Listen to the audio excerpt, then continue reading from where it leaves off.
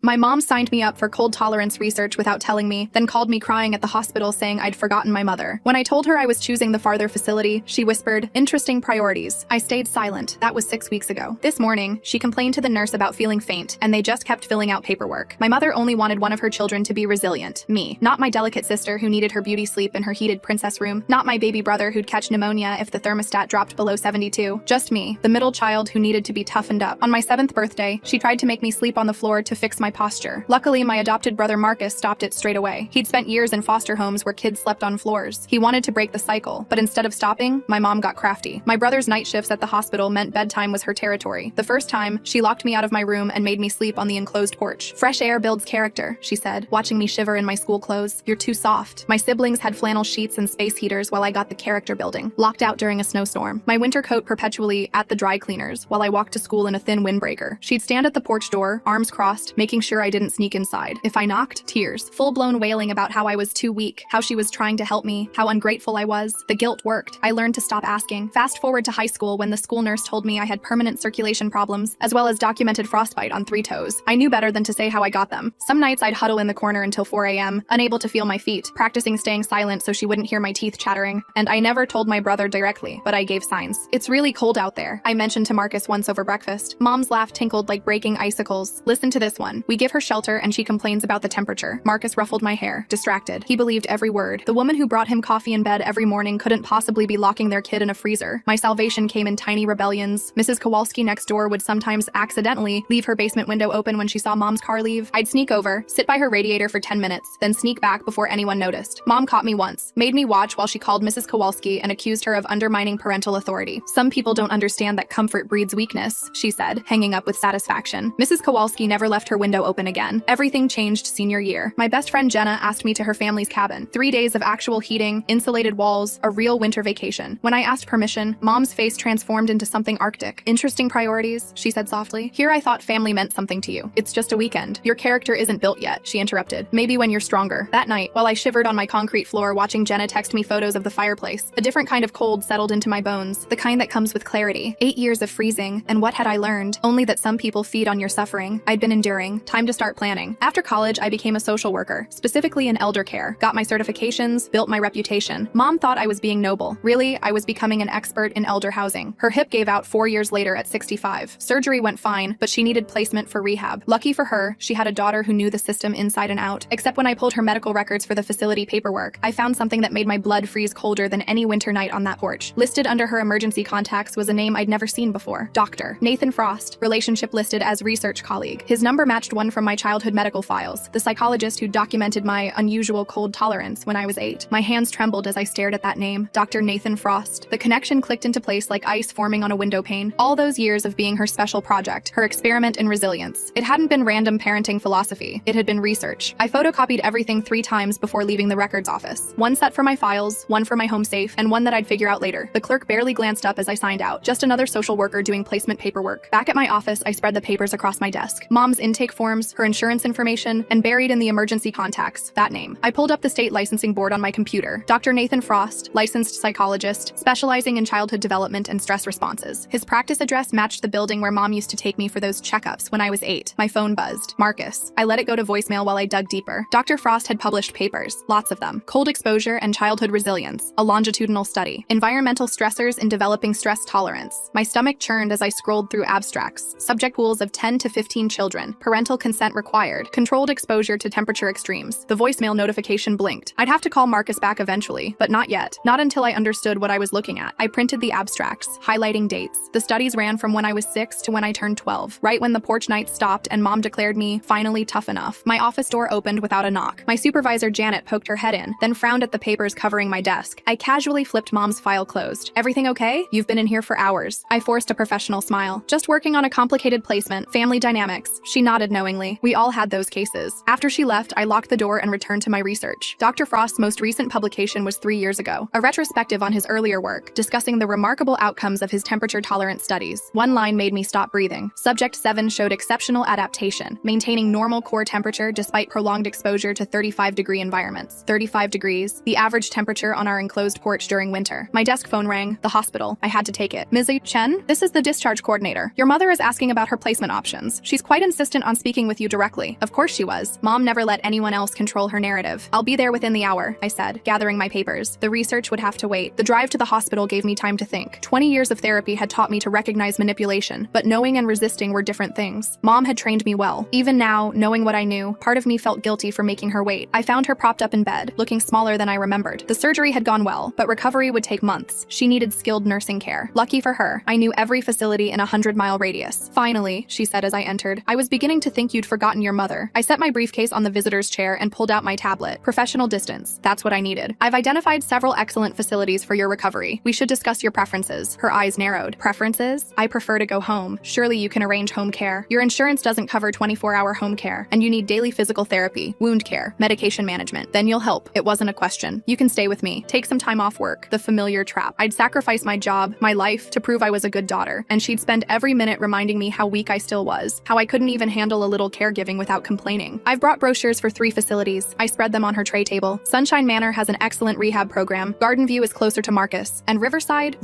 Her voice sharpened. That's 40 minutes away. Yes, but their outcomes data is exceptional. 90% of hip replacement patients achieve full mobility within, you're trying to warehouse me. Tears appeared on cue. After everything I've done for you, the sacrifices I made to make you strong, there it was. The same guilt that kept me silent all those freezing nights. But I wasn't 8 anymore. These are all excellent facilities, Mom. I'll need your decision by tomorrow so I can start the paperwork. I don't want any of them. I want to go home. That's not one of the options. The tears stopped instantly. You've gotten cold. The irony almost made me laugh. Instead, I gathered the brochures. I'll let you think about it. Visiting hours end at 8. Don't you dare walk out on me. But I did. One foot in front of the other, just like all those mornings walking to school in my thin windbreaker. Except this time, I was walking toward warmth. Marcus caught me in the parking lot. He must have been waiting. Hey, what's going on? Mom called me crying. Said you're trying to put her in a home? I unlocked my car, buying time. How could I explain? Hey, Marcus, remember how you saved me from sleeping on the floor? Well, she just moved the experiment outside. Oh, and there was a psychologist involved. I might have been subject 7. She needs skilled nursing care, I said instead. I gave her 3 excellent options. Can't we figure out home care? I could adjust my shifts and you could. No, the word came out harder than intended. I can't. He studied me, concern replacing confusion. What's really going on? I wanted to tell him, but Mom had trained me too well. The words stuck in my throat like ice. She needs professional care. That's my professional opinion. This isn't about your job. This is Mom we're talking about. I know exactly who we're talking about. Something in my voice made him step back. We stood there in the hospital parking lot, 20 years of unspoken truths between us. I need to go, I said finally. I have paperwork to finish. Wait, he caught my car door. Whatever's going on, we can talk about it. You don't have to handle everything alone. The kindness in his voice almost broke me. This was the same boy who'd stood up to Mom about the floor sleeping, who'd brought me extra blankets when he thought I was cold, who never knew how cold it really got. Tomorrow, I promised. We'll talk tomorrow. But tonight, I had research to finish, and a decision to make about which facility would be best for Mom. Professional distance, I reminded myself, even if she'd never given me any distance at all. Back home, I spread out everything I'd printed. Dr. Frost's studies, Mom's medical records, my own medical files from childhood, retrieved from storage last year when I'd needed vaccination records for work. I'd never looked closely at them before. Now I did. Age 8. Unusual cold tolerance noted. Child appears comfortable in temperatures that would distress most patients. Age 9. Circulation issues developing in extremities. Recommend limiting cold exposure. Age 10. Frostbite scarring on 3 toes. Parents report unknown cause. Parents, plural. As if my father had any idea what happened while he traveled for work. As if he'd ever questioned why I wore socks to bed even in summer. My phone buzzed. A text from my sister. Mom says are being mean about her care. UTF? Then my brother. Mom's really upset. Can't you just help out for a few weeks? The family phone tree in action. Mom pushing all the buttons she'd installed over the years. But she'd made one mistake. She taught me to be resilient, and resilience meant surviving even her. I turned back to Dr. Frost's papers. Somewhere in this research was the full truth about those freezing nights, and somewhere in the list of nursing facilities was the perfect placement for a woman who'd turned her daughter into a science experiment. Professional distance, I reminded myself again. Even if the distance I really wanted was measured in more than miles. I pulled out my laptop and started cross-referencing. Dr. Frost's published studies matched perfectly with my childhood timeline. The temperature ranges he documented aligned with our porch thermometer readings I'd memorized during those endless nights. My fingers moved mechanically across the keyboard while my mind processed what this meant. The research papers painted a clinical picture of systematic experimentation, temperature exposure protocols, adaptation measurements, psychological assessments, each study built on the previous one, refining methods for inducing cold tolerance in children. I appeared to be one of his most successful subjects. My apartment heating kicked on, and I flinched at the sound. 20 years later, and warmth still felt foreign. I wrapped myself in a blanket and continued reading. Dr. Frost had won awards for his work, professional recognition for documenting how children could adapt to extreme conditions. Nobody questioned the ethics because the parents had consented. Parents like my mother. Sleep wasn't happening. I made coffee and settled in for a long night of research. By 3 a.m., I'd found Dr. Frost's current practice information. Still licensed, still practicing, now specializing in trauma therapy. The irony burned worse than frostbite. Morning came too quickly. I showered, dressed professionally, and drove to work early. The office was empty, giving me time to prepare. I had 3 facility tours scheduled for Mom's placement, each one carefully selected for specific reasons: distance from home, staffing ratios, visiting hour restrictions. Janet arrived first, coffee in hand. She glanced at my desk, now cleared of yesterday's research. I'd locked everything in my filing cabinet. She settled into her morning routine without questions. The normalcy felt surreal after last night's discoveries. My first appointment was a routine intake for another client. I forced myself to focus, taking notes, asking the right questions. The family wanted the best for their elderly father. They asked about activities, meal plans, physical therapy schedules, normal concerns from a normal family. I envied them. Between appointments, I checked my phone. 17 missed calls from Mom, 4 from Marcus, 3 from my sister, 2 from my younger brother. The family phone tree was in full activation mode. I silenced my phone and returned to work. Lunchtime brought an unexpected visitor. Marcus stood in the lobby, still in his hospital scrubs. The receptionist buzzed me, and I had no choice but to see him. He followed me to my office, exhaustion evident in his posture. I gestured to a chair and closed the door. He sat heavily, rubbing his face. Neither of us spoke for a moment. The silence stretched between us, filled with years of unspoken truths. He finally looked up, studying my face. I kept my expression neutral, professional. This was my territory, my office, my rules. He shifted uncomfortably under my gaze. I pulled out Mom's file and placed it on the desk between us. Official documents, medical assessments, placement recommendations, everything properly documented and justified. He glanced at the papers but didn't touch them. His shoulders sagged. The protective older brother who'd saved me from sleeping on floors looked defeated. I wanted to comfort him, to explain everything, but the words wouldn't come. Mom's training ran too deep. He stood to leave, pausing at the door. Our eyes met briefly before he walked out. No accusations, no demands, just resignation. I returned to my paperwork, hands steady despite the trembling in my chest. The afternoon brought facility tours. I drove to each location, taking detailed notes. Riverside was everything I'd hoped for. 40 minutes from home, strict visiting hours, comprehensive care. The administrator walked me through their programs, highlighting their structured environment. Perfect for someone who believed in building character through hardship. My phone vibrated constantly during the tours. I ignored it. Each facility visit strengthened my resolve. These places provided professional care, medical supervision, and most importantly, boundaries. Mom would receive excellent treatment while learning she couldn't control everything. Back at the office, I compiled my recommendations. 3 options, each with detailed pros and cons. All medically appropriate, all within insurance parameters. My report was thorough, professional, and completely objective. Nobody could fault my work. Evening approached, and I knew I couldn't avoid the hospital forever. Mom's discharge planning meeting was tomorrow. I needed to face her one more time today, to set expectations. I gathered my files and drove back to the hospital. The parking lot was fuller now, visiting hours in full swing. I took the elevator to Mom's floor, each step measured and deliberate. The nurses recognized me, offering sympathetic smiles. They'd probably heard all about the ungrateful daughter refusing to take her mother home. Mom's room was crowded. My sister sat beside the bed, holding Mom's hand. My younger brother stood by the window. Marcus leaned against the wall, arms crossed. A family meeting I hadn't been invited to. I stepped inside anyway. The conversation stopped immediately. 4 pairs of eyes turned to me. Mom's expression shifted from tearful to calculating in an instant. My siblings looked uncomfortable. Marcus remained neutral. I placed my briefcase on the empty chair and pulled out the facility brochures. Professional distance. That's all I needed to maintain. I spread the materials on Mom's tray table, explaining each option with clinical detachment. My sister interrupted, voice shrill with indignation. I continued my presentation without acknowledging her. My younger brother tried next, appealing to family loyalty. I turned to the next brochure, highlighting amenities and therapy programs. Mom watched silently, tears streaming down her face. The performance was flawless, fragile, vulnerable, abandoned by her heartless daughter. My siblings fell for it completely. They always had. I finished my presentation and gathered the materials. Mom's discharge planning meeting was scheduled for 10 a.m. tomorrow. She needed to choose a facility by then. I left the brochures for her review and turned to leave. The elevator doors closed on their protests. I walked to my car through the darkening parking lot, each step lighter than the last. Tomorrow would bring more manipulation, more guilt, more family pressure. But tonight, I had research to finish. Back home, I pulled out Dr. Frost's contact information. His office was 2 hours away, still accepting new patients. I stared at the phone number, debating. Part of me wanted answers. Part of me already knew too much. I set the information aside and focused on Mom's placement paperwork. Each form required detailed justification, medical needs, therapy requirements, cognitive assessments. I documented everything meticulously. My professional reputation would shield me from accusations of bias. My phone rang. Marcus again. This time I answered. He sounded tired, defeated. He asked me to reconsider, to think about family. I listened without responding. When he finished, I simply reminded him about tomorrow's meeting and hung up. The night stretched ahead, filled with paperwork and planning. I made more coffee and settled in. By morning, everything would be ready. Mom would have 3 excellent care options, and I would have my professional documentation. The system would work exactly as designed. My laptop screen glowed in the dark apartment. Dr. Frost's research stared back at me. Subject 7. Exceptional adaptation. Remarkable outcomes. I closed the file and focused on the placement forms. Some questions were better left unasked. Morning arrived with a sense of inevitability. I dressed carefully, choosing my most professional outfit. Armor for the battle ahead. The hospital conference room would be neutral territory. Discharge planners, social services, medical staff, witnesses to keep everyone civil. I arrived early, setting up my presentation materials, charts showing each facility's ratings, Medicare compliance documentation, insurance approval letters, everything official and unassailable. Mom's manipulation tactics wouldn't work against paperwork. The discharge planner arrived next, followed by the floor nurse. They greeted me professionally, familiar with family placement conflicts. I appreciated their neutrality. They'd seen enough family dynamics to recognize patterns. Mom arrived in a wheelchair, flanked by my siblings. Marcus pushed her chair while my sister and brother hovered protectively. Mom had dressed carefully, looking frail and sympathetic, the perfect victim. The meeting began with medical updates. Mom's recovery progressed well. She needed 6 weeks of skilled nursing care minimum. Home discharge wasn't recommended without significant support. The facts supported my position perfectly. I presented the 3 facilities again, this time with additional detail. Medicare coverage, therapy schedules, visiting hours. My sister tried to interrupt. The discharge planner redirected her, maintaining meeting protocol. Professional settings had rules Mom couldn't manipulate. Mom spoke softly about wanting to go home, about family taking care of family. The discharge planner nodded sympathetically, but reminded her about medical requirements. Insurance wouldn't cover home care at the level she needed. The system protected both of us. My younger brother suggested they could hire private help. I pulled out cost estimates. 24-hour care would cost more than his annual salary. Reality had a way of clarifying situations. He fell silent, defeated by math. The meeting progressed efficiently. Each objection met with documentation. Each emotional appeal countered with medical facts. Mom's tears flowed freely, but the discharge planner remained focused on logistics. Professional distance protected everyone. Finally, a decision had to be made. 3 facilities, all medically appropriate. Mom had to choose. She looked at each of her children in turn, seeking an ally. My siblings looked away, overwhelmed by the reality of her care needs. She chose Riverside, the farthest option, a final manipulation, making me responsible for the distance. I nodded and began the admission paperwork. The discharge planner scheduled transport for tomorrow afternoon. Everything official, everything documented. The meeting ended with strained politeness. My siblings helped Mom back to her room. I stayed behind, finishing paperwork with the discharge planner. She offered no judgment, just professional assistance. I appreciated her discretion. Outside, Marcus waited by my car. He looked older, worn down by double shifts and family drama. We stood in silence for a moment, brothers by circumstance, divided by secrets I couldn't share. He asked if I was satisfied. I told him Mom would receive excellent care. He asked if that was all that mattered. I said it was all I could provide. He walked away without another word. Some bridges burned slowly, ember by ember. That evening, I returned to Dr. Frost's research. One study mentioned follow-up assessments, tracking subjects into adulthood, measuring long-term impacts of childhood cold exposure. I wondered if he knew what became of Subject 7. My apartment felt too warm. I cracked a window, letting cold air flow in. Old habits died hard. The chill felt familiar, almost comforting. Mom's training ran deeper than I'd admitted. Even freedom came with scars. I prepared for tomorrow's transport, admission paperwork, medication lists, insurance cards, everything Mom would need for her stay at Riverside. 6 weeks minimum, possibly longer. Time for her to heal. Time for me to decide what came next. My phone stayed silent. The family phone tree had finally stopped. They'd accepted the inevitable. Mom was going to Riverside. I was the villain who'd sent her away. The narrative was set, and I was too tired to fight it. I pulled out a map, calculating distances. 40 minutes to Riverside. Far enough to discourage daily visits. Close enough for emergencies. The perfect balance of duty and distance. Mom had taught me well about finding the cold spaces. Tomorrow she'd leave the hospital. Tomorrow I'd complete my professional obligations. Tomorrow the past would be 40 minutes away, behind strict visiting hours and medical protocols. It wasn't justice, but it was something. I closed Dr. Frost's file and locked it away. Some research was better left unfinished. Some questions better left unasked. I'd learned enough. Subject 7 had survived, adapted, and found her own kind of resolution. The placement paperwork was complete. Riverside expected Mom tomorrow afternoon. I'd done everything professionally, ethically, and correctly. Nobody could fault my work. The system had protected us both, in its own cold way. I prepared for bed, checking locks and adjusting thermostats. Old habits from cold nights. The apartment was secure, warm, mine. Mom couldn't touch this space. Tomorrow she'd be placed somewhere safe, somewhere appropriate, somewhere else. My phone buzzed one last time. A text from Marcus. Simple, resigned, final. He understood I'd done what I thought best. He didn't agree, but he understood. It was more than I'd expected. Maybe enough to salvage something. I set my alarm and tried to sleep. Tomorrow would bring its own challenges. Transport logistics, admission procedures, family dynamics. But tonight, I had walls, heat, and locks that worked. Tonight, I was safe from the cold. Morning came with unexpected calm. I dressed professionally, gathered my paperwork, and drove to the hospital. One last trip, one last interaction, one last chance for Mom to manipulate the situation. She was dressed and ready when I arrived. My siblings had said their goodbyes earlier, unable to face the actual transport. Only Marcus remained, loyal to the end. He helped her into the wheelchair without meeting my eyes. The ride to Riverside passed in silence. Mom stared out the window, occasionally sighing dramatically. Marcus drove while I followed in my car, a funeral procession for family dynamics. Appropriate, considering what was dying. Riverside's admission process was smooth. Staff greeted Mom warmly, showing her to a private room. The facility was impressive, clean, well-staffed. She'd receive excellent care, better than she'd given, though I didn't say that. I handled the paperwork while Marcus helped Mom settle in. Insurance cards, medication schedules, emergency contacts. I listed myself as primary contact, professional obligation overriding personal preference. The forms didn't have a box for complicated family dynamics. The administrator explained visiting hours, therapy schedules, and facility rules. Mom listened with calculated indifference, already planning her campaign. But Riverside had seen it all before. They had protocols for difficult family situations. Finally, Finally, it was time to leave. Mom reached for my hand, tears ready. I stepped back, maintaining professional distance. She'd taught me well about emotional manipulation. I wouldn't give her the satisfaction of seeing it work. Marcus hugged her goodbye, promising to visit soon. She clung to him, whispering something I couldn't hear. His jaw tightened, but he said nothing. We walked out together, leaving her in Riverside's capable hands. In the parking lot, we stood by our cars, uncertain. Brothers who'd shared a house but never really knew each other. He asked if I planned to visit. I said I'd fulfill my professional obligations. He nodded, understanding more than I'd said. He drove away first, back to his life, his shifts, his version of our family. I sat in my car for a moment, processing. It was done. Mom was placed, safe, cared for. The crisis was managed. The system had worked. But the research still existed. Dr. Frost still practiced. Other children might be sleeping on cold porches, part of new studies. I had information, evidence, knowledge. The question was what to do with it. I drove back to my office, returning to routine. Other clients needed placement. Other families struggled with difficult decisions. I could help them navigate the system, protect them from manipulation. My experience had value beyond personal pain. That evening, I opened Dr. Frost's file one more time. His current practice focused on trauma therapy, helping people heal from childhood experiences. The irony was perfect. Maybe he'd realized what his research had cost. Maybe he was trying to make amends. I drafted a letter, professional, clinical, factual, informing him that Subject 7 had survived, adapted, and built a career helping others, mentioning the placement of a research colleague at Riverside, suggesting that some studies had consequences beyond academic recognition. I never sent it. Some communications were better left unwritten, some connections better left severed. I filed the letter with his research and locked it all away. The past could stay in the past, frozen in time like those nights on the porch. Weeks passed. Mom adjusted to Riverside with predictable resistance. She called me daily, alternating between tears and rage. I responded professionally, checking on her medical progress. Nothing more. The staff reported she was doing well physically. My siblings visited her regularly at first, then less frequently as reality set in. 40 minutes each way was significant. Visiting hours were restrictive. Mom's manipulation was exhausting. Distance did what I'd hoped it would. Marcus and I developed a careful routine. He visited Mom on Tuesdays. I handled administrative needs on Thursdays. We never overlapped. Information passed through Riverside staff. Professional distance protected us both from further conflict. Work continued normally. I placed other clients, helped other families. My reputation grew as someone who could handle difficult placements. Families with complicated dynamics sought my expertise. I understood their struggles intimately. One Thursday, Mom wasn't in her room when I arrived for our administrative meeting. The nurse said she was in the activity room, participating in chair yoga. I found her there, surrounded by other residents, following the instructor's gentle movements. She looked smaller somehow, less formidable, just another elderly woman needing care. The other residents chatted with her, including her in their community. She'd found a new audience for her stories, people who didn't know her history. I watched from the doorway, unnoticed. She was laughing at something another resident said. Genuine laughter, not the calculated kind I knew. Maybe Riverside was good for her in ways she'd never admit. Maybe distance helped everyone heal. I completed my administrative tasks and left without seeing her. Some interactions weren't necessary, some boundaries were worth maintaining. She was safe, cared for, and 40 minutes away. That was enough. The next morning brought an unexpected development. Mom had fallen during the night, nothing serious, but enough to require x-rays. I drove to Riverside immediately, professional obligation demanding my presence. The staff met me at the entrance, explaining the incident with practiced efficiency. Mom lay in the medical wing, her ankle elevated. She brightened when she saw me, then remembered her role and turned away dramatically. I reviewed the incident report with the nurse, noting the time, circumstances, and medical response. Everything documented properly. The doctor arrived with x-ray results. No fractures, just a sprain. Mom would need to use a wheelchair for a week, limiting her mobility further. She protested loudly, insisting she could walk fine. The doctor explained fall risks patiently while I took notes. Back in her room, Mom attempted her usual manipulation. She needed me to stay, to help her adjust, to advocate for her. I continued filling out the incident forms, maintaining focus on paperwork. She escalated to tears. I handed her tissues and kept writing. My phone vibrated. Marcus, responding to the facility's notification. I texted him a brief update, medical facts only.